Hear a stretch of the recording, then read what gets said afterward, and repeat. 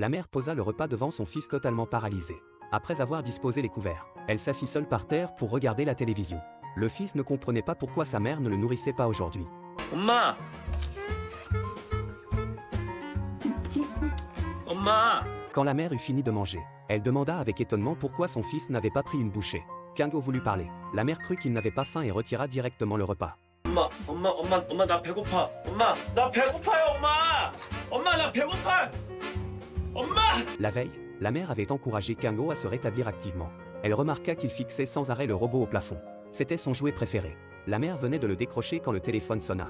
C'était l'hôpital qui appelait pour dire que toutes les chambres étaient pleines, que Kingo devrait attendre pour être hospitalisé. La mère demanda à l'hôpital de la prévenir dès qu'un lit se libérerait. Pendant ce temps, Kingo fixait son jouet préféré. Il fit un effort immense pour tendre la main. Quand sa mère entra, elle vit le robot tomber au sol. La mère fut bouleversée et voulut que son fils réessaie. Mais il échoua plusieurs fois de suite. La mère l'encouragea à ne pas abandonner. Après encore quelques tentatives, Kingo perdit soudain patience. 가짜! Le lendemain, un petit cochon s'échappa de l'enclos. Un employé dit que le cochon devait sûrement mourir de faim. Après avoir remis le cochon dans l'enclos, la mère eut soudain une révélation. Elle pensa à utiliser la nourriture pour stimuler le potentiel de son fils. Alors elle cessa de nourrir Kingo.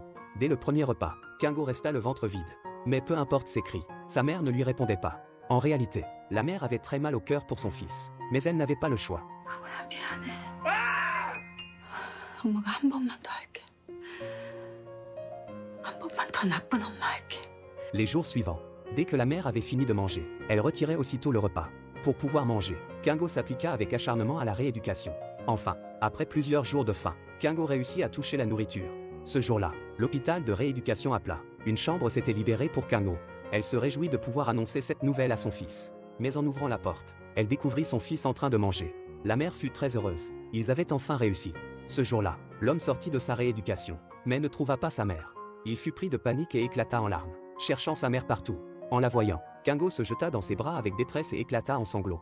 La mère se hâta de dire à son fils. 엄마 안 보이면 어디 있다 그랬지? 돼지 농장, 감자밭, 그리고 화장실, 부엌, 그리고 거기도 안 보이면 전화를 건다. 그래 맞았어. La mère assura à son fils qu'elle ne l'abandonnerait jamais. Sous les paroles réconfortantes de sa mère, Kingo retrouva peu à peu son calme. Pour lui, qui n'avait qu'un âge mental de 7 ans, sa mère représentait tout.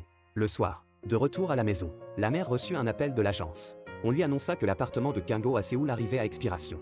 Le lendemain, la femme demanda à une voisine de s'occuper de son fils et partit seule déménager les affaires.